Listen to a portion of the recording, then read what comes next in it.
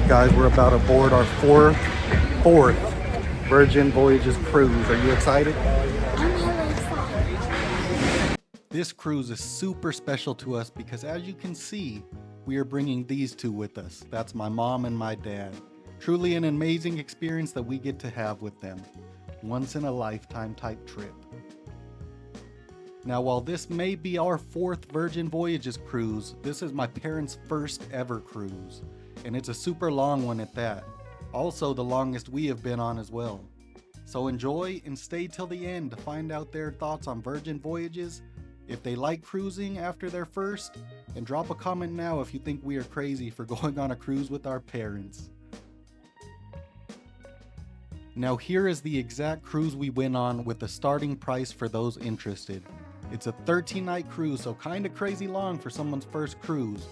But hey, never turn down an experience, am I right? This cruise starts from Portsmouth in the UK, where we all flew and met in London, and then we took a bus down to Portsmouth. Then it goes to La Coruña, Spain, followed by Lisbon, Portugal, Casablanca, Morocco, Malaga, then Ibiza, and finally finishing in Barcelona. And for those interested in going with Virgin Voyages, we highly recommend the sea terrace so you get a balcony, just saying. Now let me tell you guys, the bus situation going from London to Portsmouth was terrible. Our bus was about 3 hours late, so we didn't have much time in Portsmouth, but it looked beautiful. Didn't get to film much there though. In Portsmouth, once we boarded the boat, we actually didn't get to leave until the very next day because the weather was so bad. And as you can see, even when we left, the water was very rough and the boat was shaking, and we don't usually get sick on these boats, but we got a little nauseous, I ain't gonna lie, that first day. So my parents, their first cruise, they were like, oh no, I hope this isn't like this the whole time. But now it was time to enjoy the boat and start our cruise, so we started taking part in some of the cruise festivities. Now on this particular video, I'm not going to show too much on the boat. This will be more focused on the experiences at the locations off the boat. But if you guys do want a full Virgin Voyages cruise breakdown and how it's like on the cruises, I can do that for you because me and Rose have been on tons of them, so let me know. Alrighty, here we go. In 3, 2, 1, correct answer is 89. Nice job, nice job. Everyone's still in. Let's see. We're down to our final questions.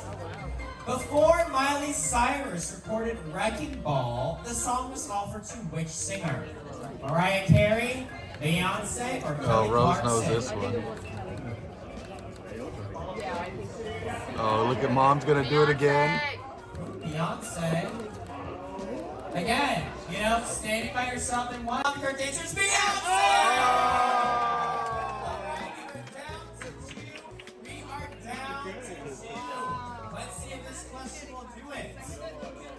What is the biggest company in the food industry? Nestle, Kraft Heinz, or PepsiCo Inc.? As if they make the most brands of products. Yeah. Brands of products.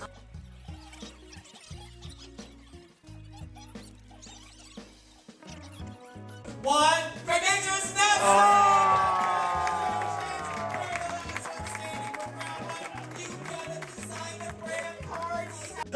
Stop one. Our crew, that's Spain. Woo! Now, unfortunately, the weather followed us from the UK to Spain. So in La Coruña, as you could see, it was raining. I actually have a buddy who lives there that I found out after the cruise that he lived there, and he sent me a couple of pictures on a sunny day. Beautiful. Today we're taking a tour of the tuk-tuk around La Coruña, Spain.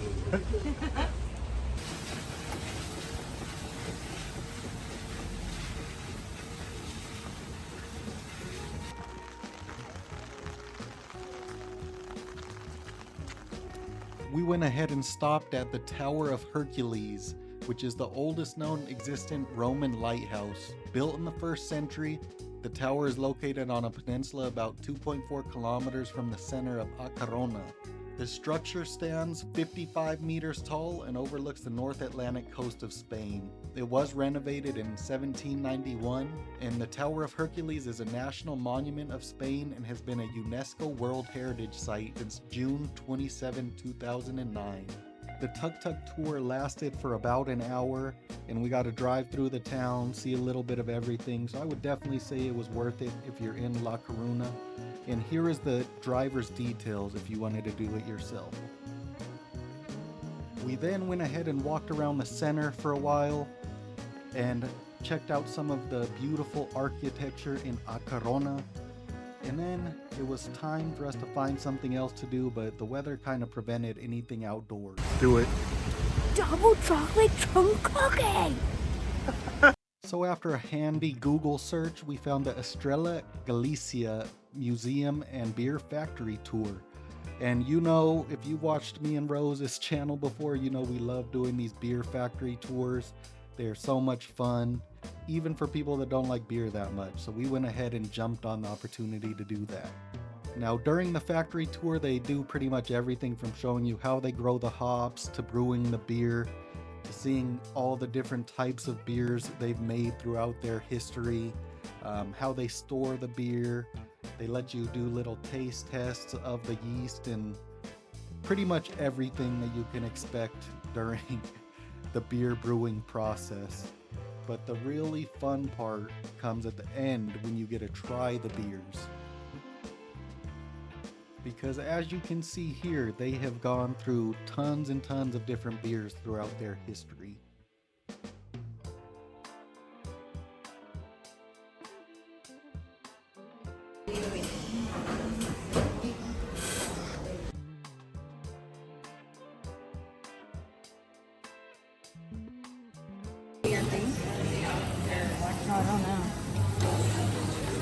When you have ready, remember, you open the tap to the maximum, without the glass beneath, and then when you Record mom doing it. Okay.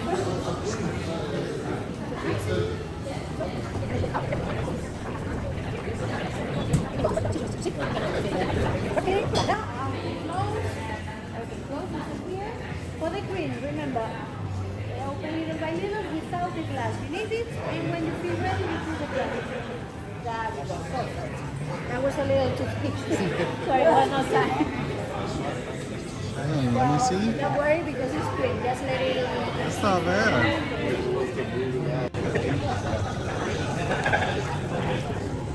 That's good.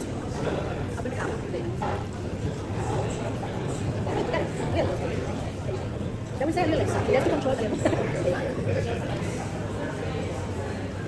It must be a little there you are. Perfect. Okay, good.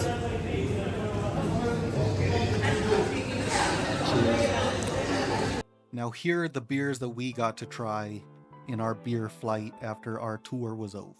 And I ain't gonna lie, the light beer is delicioso, the dark beer is disgusting.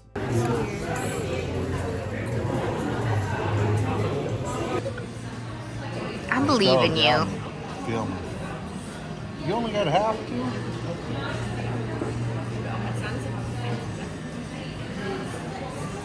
Hold it in, hold it in, hold it in.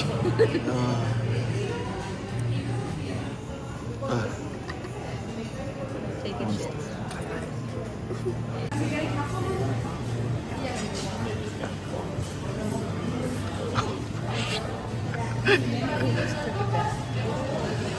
Why is he chewing it? Why is he chewing it? Oh, you chewed it. Here. No, don't start pulling that up.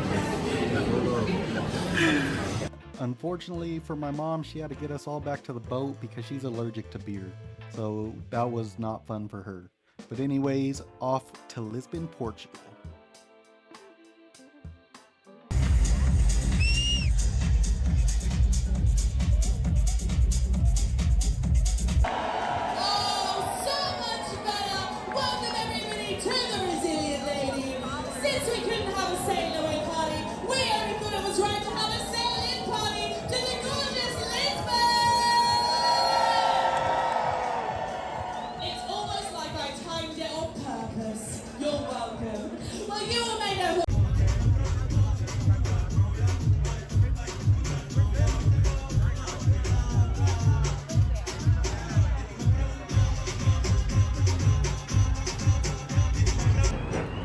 Supermodel.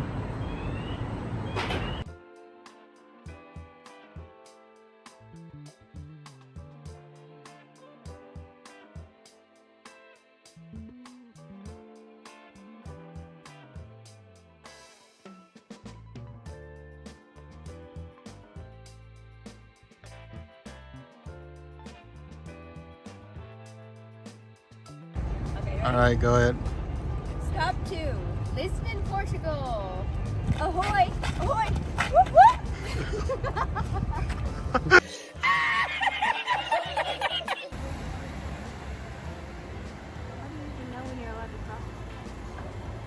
If you remember from the itinerary, we have an overnight in Lisbon, which was cool. So that means the first night we just wanted to go walk around and see what we could find. We happened to run into this cool market in the middle of downtown, and so we decided to just check it out and see what they had.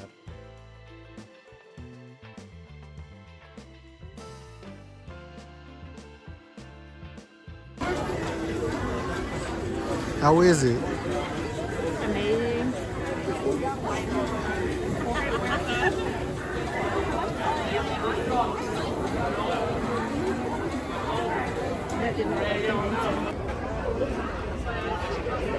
Pastel de nata. We're in the middle of that thing.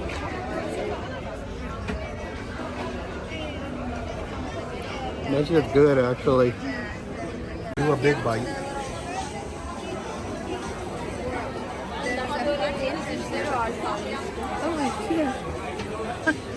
That's really good. Rose and I do not like custard, but we fell in love with the pastel de natas. And so did my mom and dad. We ended up eating a ton of them. We probably had a dozen between the 4 of us. So definitely, if you're in Portugal, make sure you try them. We then ran into this insane sardine shop. And yeah, I am adventurous with my food. I was not trying the sardines. Let me know if these sardines from this place are good.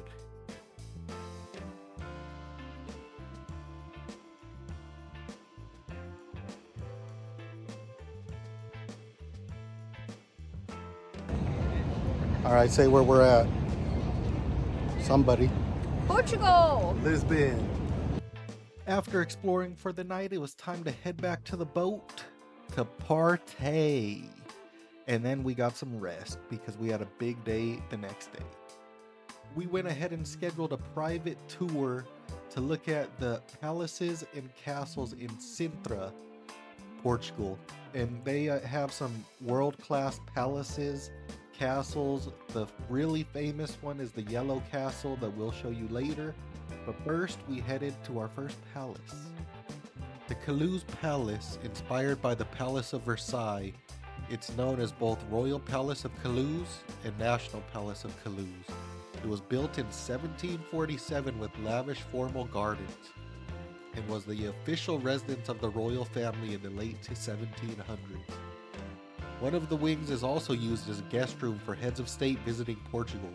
Former US Presidents Eisenhower, Carter, Reagan, and Bill Clinton are among those who stayed or dined here. Fun fact, the royal family abandoned this place in 1807 during the French invasion of Portugal, moving to Brazil and taking much of the furniture. When they returned, they preferred a different palace in Lisbon. Look at the sides right here. Look, huge. The palace was partially destroyed in a fire in 1934. It has been restored, bringing back the gilt, the many chandeliers, mirrors, and ceiling paintings back to life. In one of the rooms, some family members were born and died there, such as King Pedro IV of Portugal, who also happened to be the first emperor of Brazil. The ticket prices to enter Toulouse Palace is €10 for adults and $8.50 for children up to the age of 17 and seniors over the age of 65. Those who wish to skip the palace and just visit the gardens have the option for a $5 ticket for adults and $3.50 for children and seniors.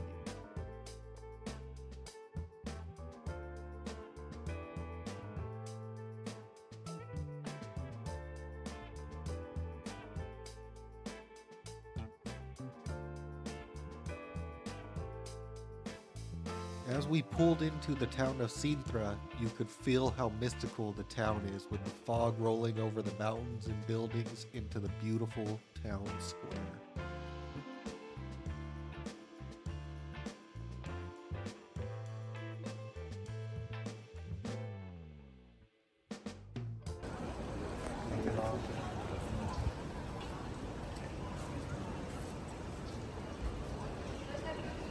Okay, other side.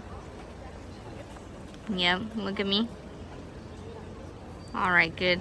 I'm done. What the hell's that? What are you doing? Before leaving the town, our guide highly suggested we try the small but famous bakery named Piraquita. Founded in 1862 and with thousands of reviews on Google, we were excited. We tried the Travesario de Piraquita, which is what they are known for and what made them famous. And it was divine. It was one of the best desserts I've had in my life. If you're there, you must try one.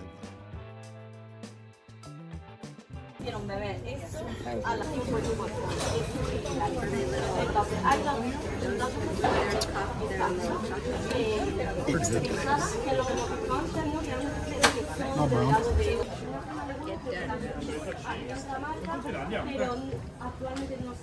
Oh!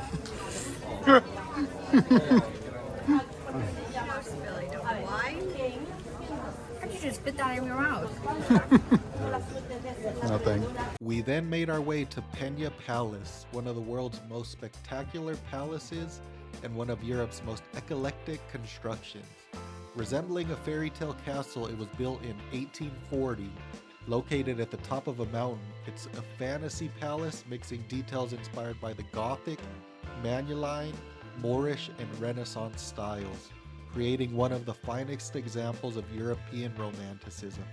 It's often compared to Germany's Bavarian castles, like Neuschwanstein, but it actually predates that Bavarian icon by 2 decades, and it's considered the first romantic palace in Europe.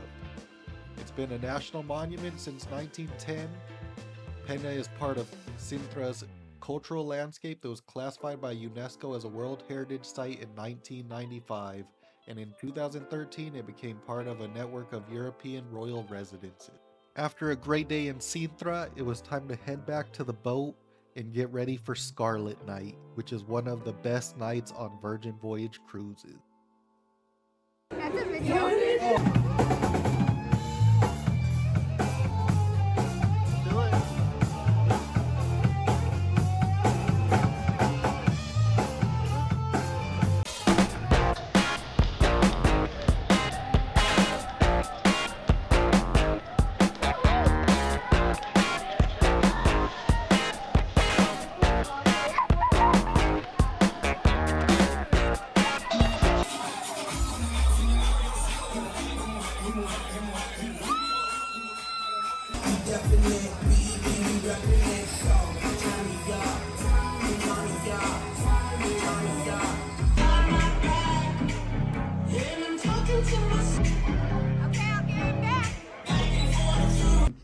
We finally earned a well-deserved sea day where we just got to relax on the boat. But it wasn't relaxing for my dad because it was the day we made him try a bunch of foods he's not comfortable with.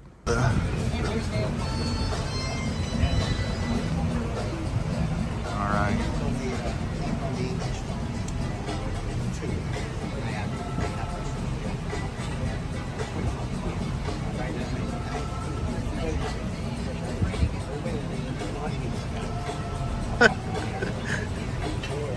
A little chewy like a gummy worm. Yeah. But crunchy. How's the flavor?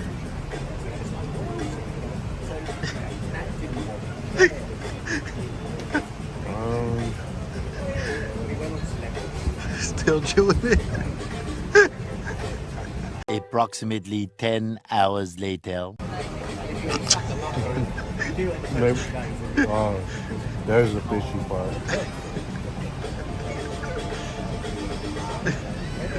Get it down.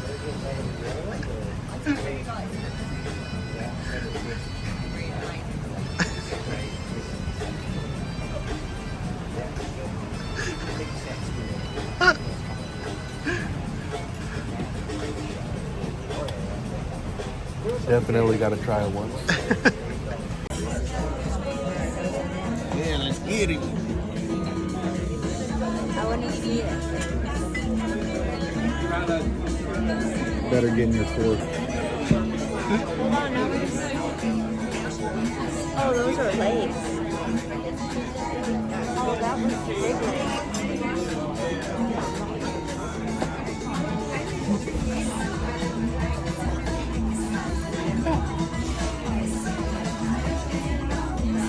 good shit.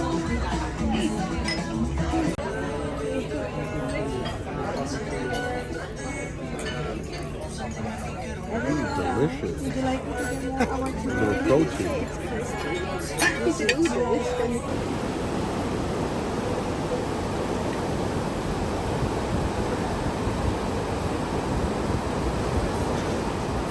Now this was a cool moment for us. My parents have only been on a different continent once, visiting my brother in Spain. So they've been to Europe, but it was so cool to get to experience their first steps on another continent in Africa. Rose and I have both been, but it was cool to be there for their first experience. New continent.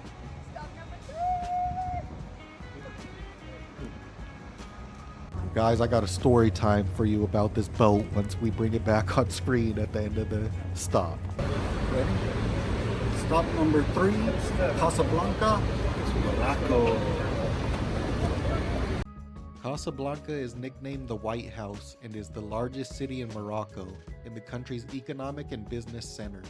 The city has a population of about 3.22 million in the urban area and over 4.27 million in the greater Casablanca, making it the most populous city in the Maghreb region and the 8th largest in the Arab world. Casablanca is Morocco's chief port, with the port of Casablanca being one of the largest artificial ports in Africa and the 3rd largest port in North Africa.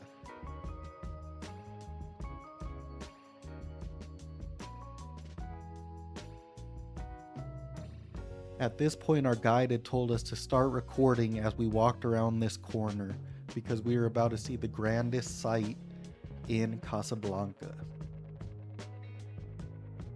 Now, we did see so many dogs running free in Morocco, and that was quite sad because you guys know me and Rose are dog lovers.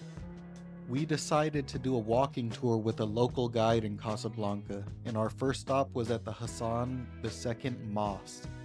It is the 2nd largest functioning mosque in Africa and is the 14th largest in the world. It was completed in 1993 and it was designed by Michael Pincel, a French person living in Morocco, under the guidance of King Hassan II, and it was built by Moroccan artisans from all over the kingdom. The minaret is 60 stories high, topped by a laser, the light from which is directed towards Mecca. The walls are handcrafted marble and the roof is retractable. A maximum of 105,000 worshippers can gather together for prayer, 25,000 inside and another 80,000 on the mosque's outside grounds. Now the construction costs is what the crazy part is. The construction costs were estimated to be at around 585 million euro. And this was a debate in Morocco, a lower mid-income country. While Hassan wished to build a mosque which would be second in size only to the mosque at Mecca, the government lacked funds for such a grand project.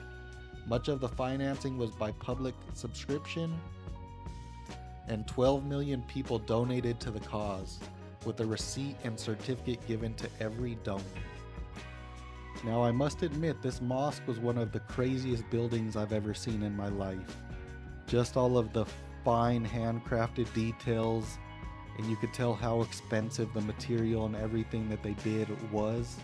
It was just such an insane place to see. And if you're ever in Casablanca, I highly recommend doing a tour and checking the place out. After the mosque, we began our tour of Casablanca, and as you can see, there's a vast difference in wealth just between the mosque and the normal city life for these people, and it was kind of shocking to see.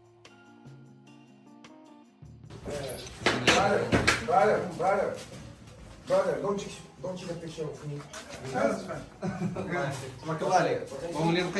And that is one of my favorite things about travel, is just getting to see the different styles of life. And it's just so interesting seeing, for example, the mosque where all the money was spent and put into, but then the infrastructure and the normal way of living for the normal people, just there was no money put into that. And it's just one of those things that you have to really get out in the world to experience and see so you can feel it for yourself. And it's one of the main reasons I highly suggest people get out and just travel and see the world.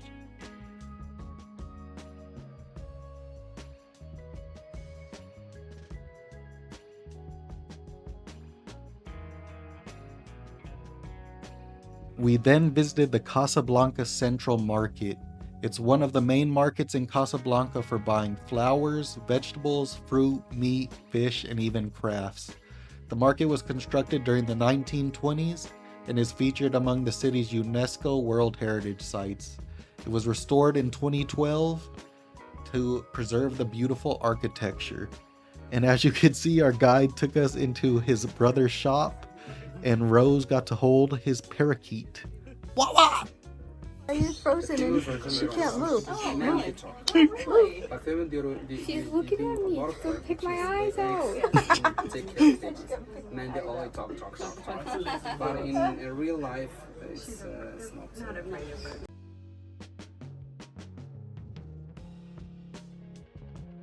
Now, I'm too young for this reference, but maybe you old heads watching this video will understand. But we had to stop by Rick's Café in Casablanca. Supposedly, it is a real-life recreation of a fictional bar from the movie Casablanca. It features a real bar, restaurant, and cafe aiming to evoke the ambiance of the movie's setting. And yeah, you'll have to let me know because I never seen the movie.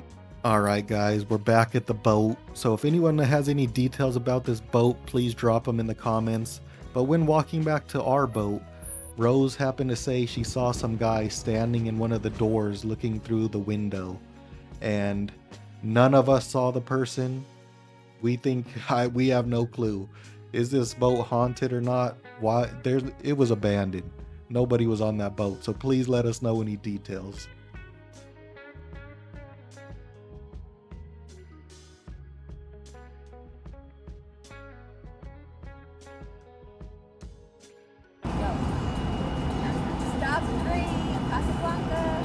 Morocco.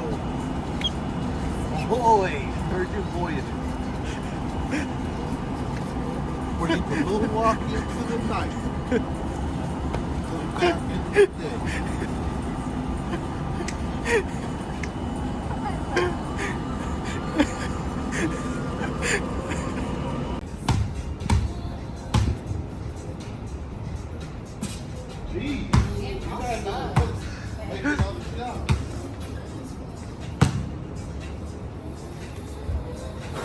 Oh!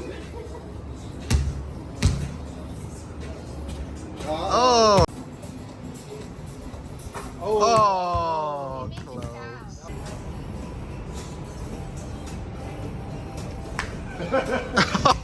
Where did that go? What happened?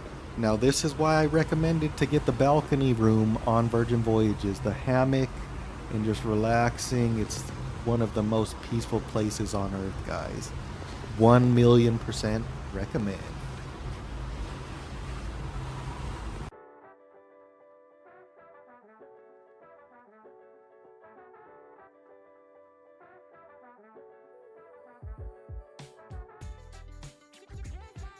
Stop number 4. Malaga. Stay. Malaga is a municipality of Spain, capital of the province of Malaga, in the autonomous community of Andalusia. With a population of 591,000 in 2024, it is the second most populous city in Andalusia and the 6th most populous in the country of Spain. Malaga's history spans about 2,800 years, making it one of the oldest continuously inhabited cities in Western Europe, according to most scholars. It was founded about 770 BC by the Phoenicians, and it has been run by multiple different peoples. Now, I'm not gonna lie to you guys, we had no idea what Malaga was before we arrived here, so we stepped off the boat and we were kind of blown away with how beautiful it was. The architecture was amazing, it was beautiful outside, a lot of greenery and grass spaces, and you could just tell how lively it was, but it didn't feel overpopulated or over touristy. Like there weren't too many people there. Such a beautiful city. And we actually were doing a tour, which you're gonna see in a minute, where we went out of the city, and I gotta tell you guys, it was fantastic, so stay tuned for that.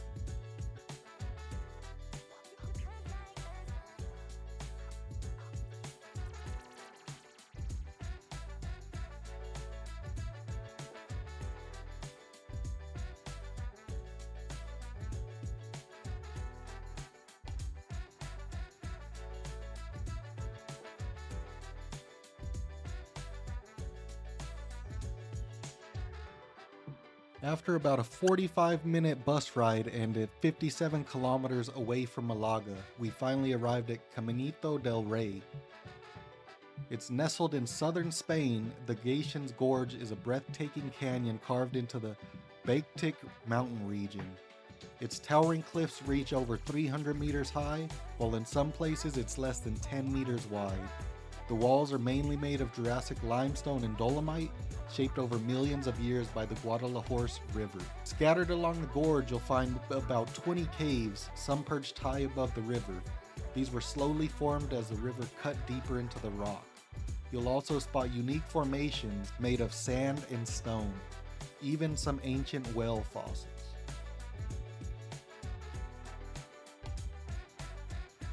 But the real star here is El Caminito del Rey, or the King's Little Path.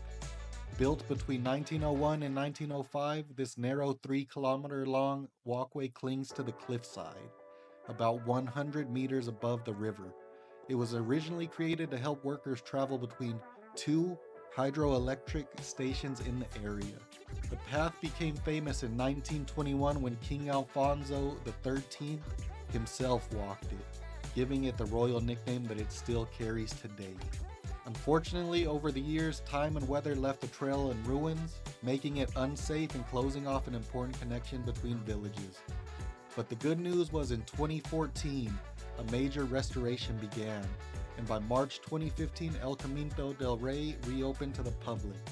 Now safer, stronger, and more stunning than ever. El Camino del Rey.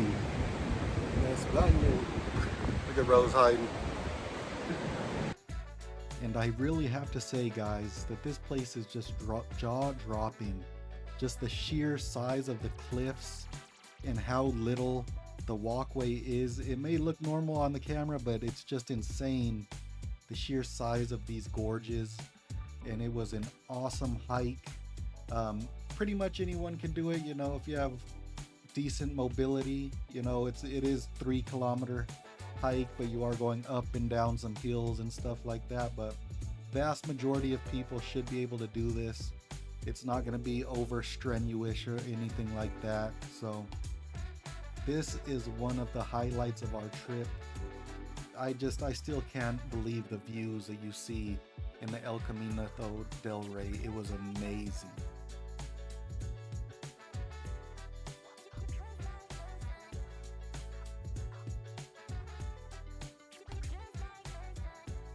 Also, I forgot to mention they made us wear these hard hats just for, I guess, our protection if any rocks came falling down the cliff, because it's not going to help you if you fly off the ledge, you know.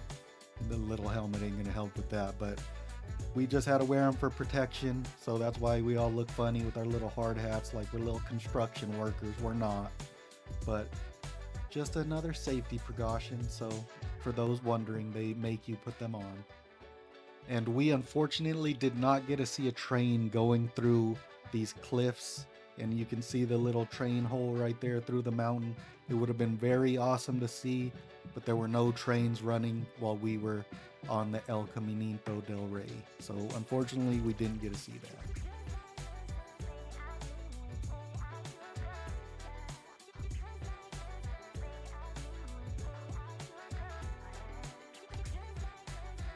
Like, Where's my beat? 52 euros. 50 is better. But that is small. In this clip here, you can see a little bit of the old path that was broken and had to be fixed and restored. One of the most iconic sights is the suspended boardwalk over the gorge, a daring bridge with jaw-dropping views. If you're ever near the town of Alora or El Charro, you can spot it from the road or train. Walking across this thing was quite frightening. You know, it was very windy walking across this bridge, and there was this Spanish guy that was supposed to be, like, I guess, making sure everyone was crossing safely. He was just yelling at everybody in Spanish, and none of us knew what he was saying, so we don't know if he was saying to stop or go, or, you know, I have no clue. So that added to the ambiance walking across the bridge.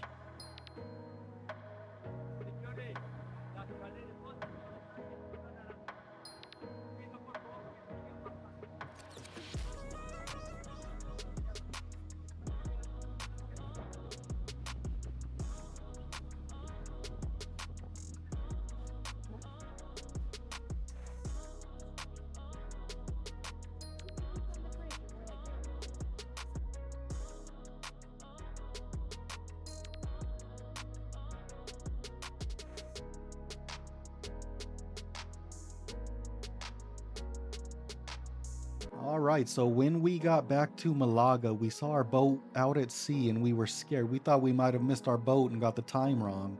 But as you can see, there's another Virgin Voyage boat docked. So we were very confused. At first, we didn't see the docked boat, so we thought maybe our boat went out and they sent tenders in to take us out to the boat, because this is our 5th Virgin cruise, so we know they've done that before. But yeah, we were like, which boat is ours? It was definitely a funny experience. Oh shit, I think we got on the wrong boat.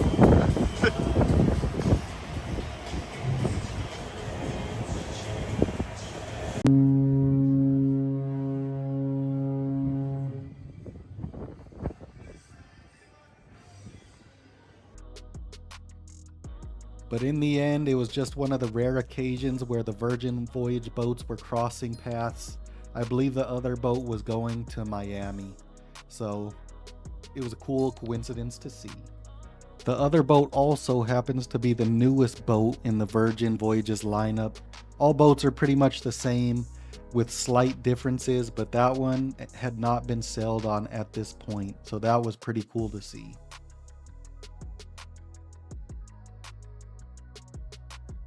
All right, so we had taken my parents to the test kitchen this night. And for those of you that know Virgin Voyages, this is their Michelin style restaurant where they do crazy, meals that are not things you would normally eat or try. And they do not eat food like this at all. So we made them try it and it was hilarious. I really like mushrooms.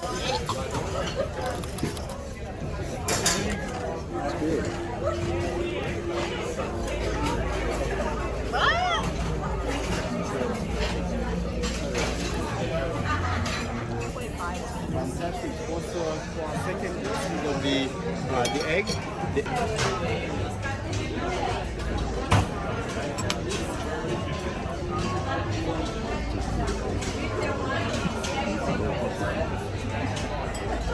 Actually, pretty good. Oh, yummy. Yummy, yummy. Tummy, tummy. I hate you.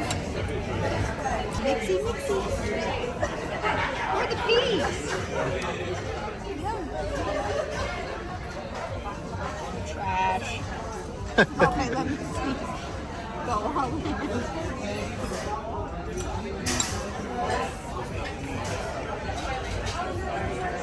Still no peas. Eat your vegetables. Where's the airplane?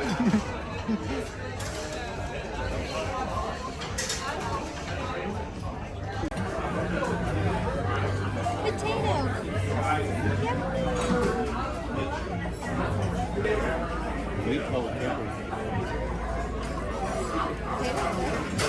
It's good, huh? Tender. More than the better.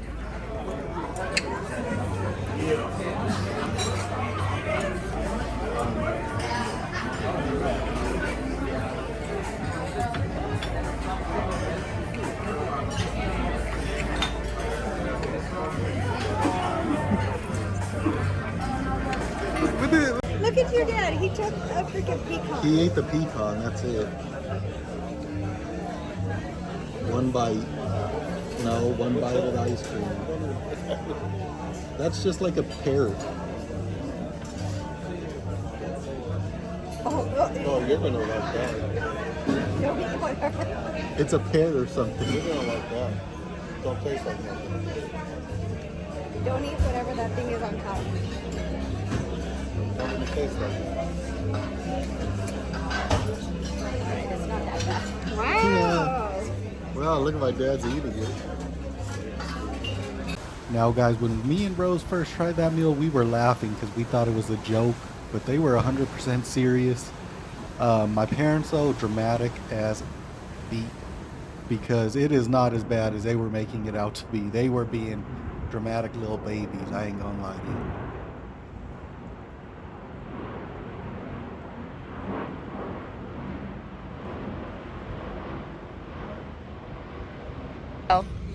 Stop by Visa España. Hey. Now Rose and I have been to Ibiza multiple times already, so on this stop, we sent my parents off to do something else that we had done already, but theirs actually ended up being a lot cooler than when we did it. They went around the island hiking and taking pictures in all these underrated places, so it was pretty cool. But me and Rose decided to do something different. We went to Move Ibiza to ride electric bicycles, or somewhat dirt bikes, around the island. And I will not lie to you guys, it's been a long time since I've been on a dirt bike or, motorized bike of any sort. I almost flew off on a cliff at the very beginning, but nobody was behind me, so it was just me that knows that. But now I'm telling you guys, so let's keep that to ourselves, all right? Anyways, it was a blast. We got to ride through the ruins of the old clubs and scenes that closed down on the island. And they had a lot of really cool trails that were kind of challenging. It was a blast. We had a great time. We highly recommend doing this while you're in Ibiza. And the dirt bikes or electric bikes or whatever, they actually go pretty fast. I think we're going like 40 or 50 kilometer, which I know it's not crazy fast, but on an electric bike, pretty cool. The crazy thing about this part too is me and Rose both don't have our motorcycles licenses, but we were driving these things on the trails, on the street, in traffic with the cars, so I don't know if the laws are different on Ibiza, but that was pretty cool that we got to do that, and I highly recommend it. It made me want to get a motorcycle when Rose and I get back to the States at the end of the year.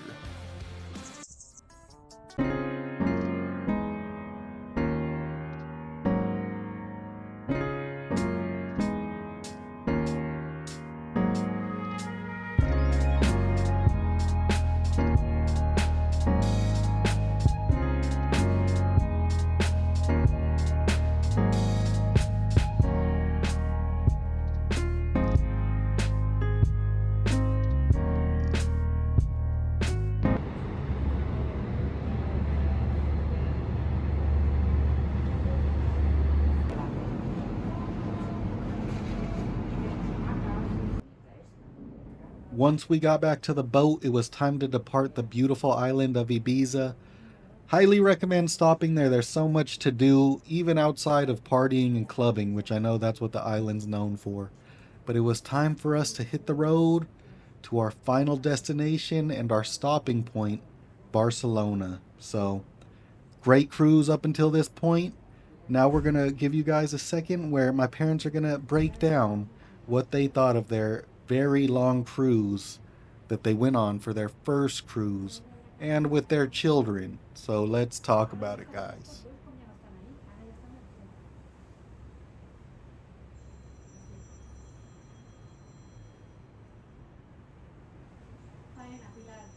Let's talk about it after we get a couple shots in us. How about that?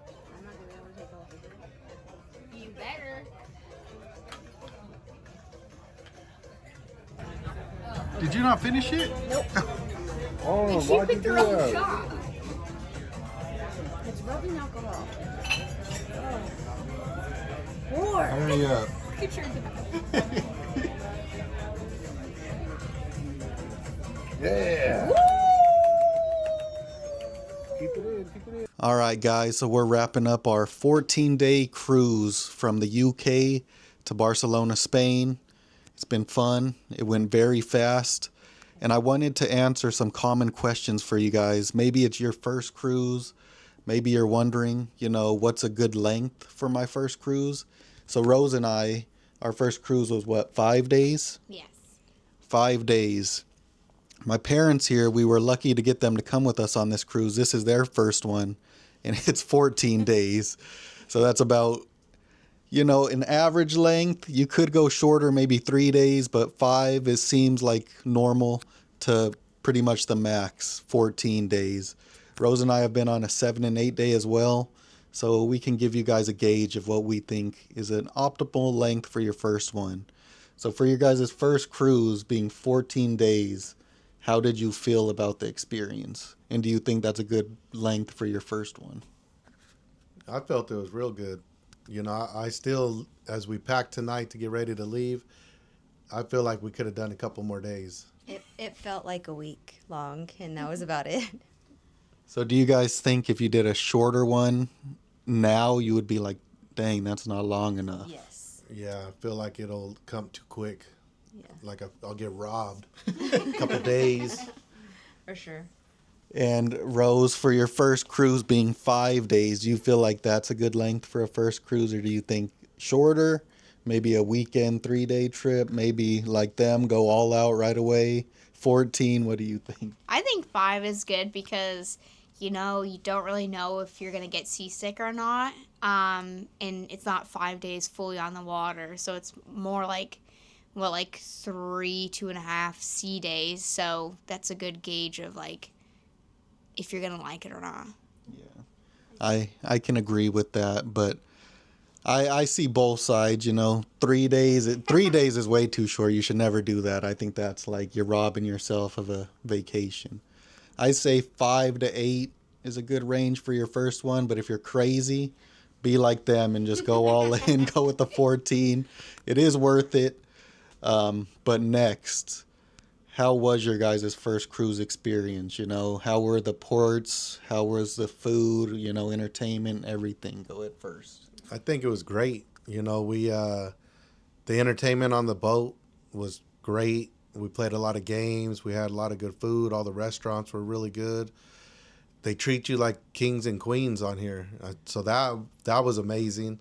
For a vacation, I think it was amazing because not only do you get the stops when you go to port, you get all what you get in town, but you also get all the entertainment. Like we were doing stuff all the time. Mm-hmm. But I think what helped too, maybe what helped us with the 14 days was you guys here with us kind of leading the way. It might have been overwhelming maybe if we didn't really know what was going on. Yeah. You know, how to do everything off the app and everything like that. It might have been a little different. We would have been lost.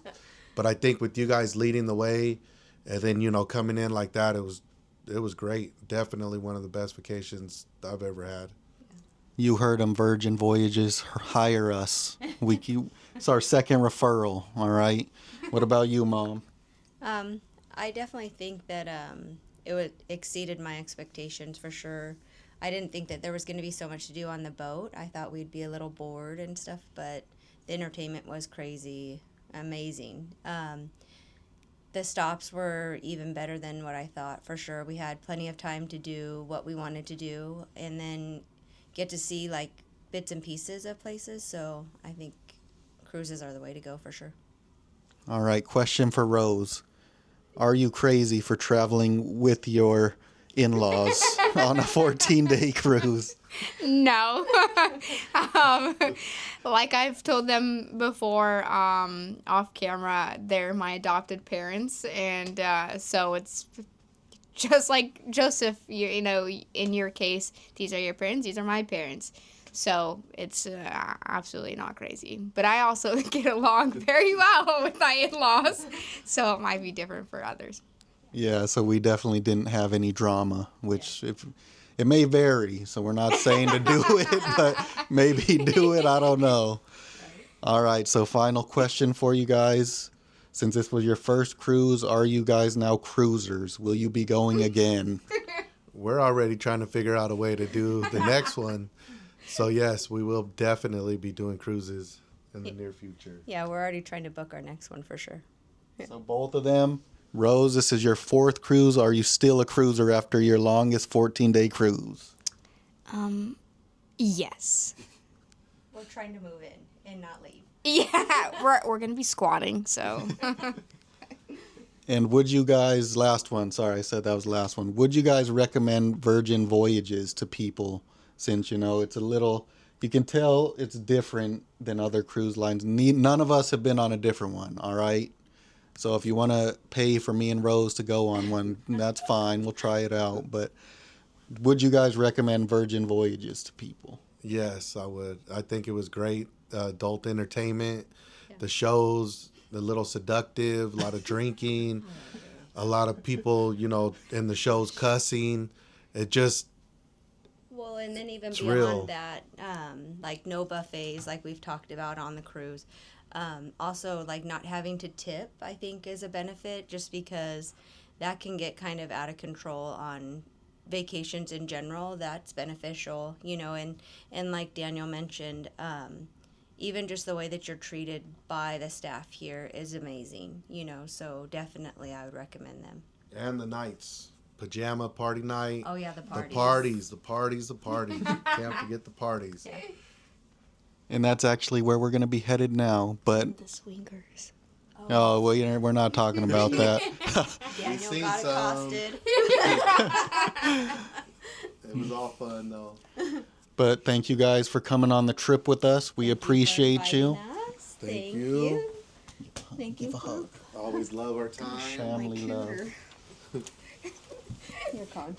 Yeah. Thank you guys for watching. Like and subscribe. And me and Rose will see you guys in our next video.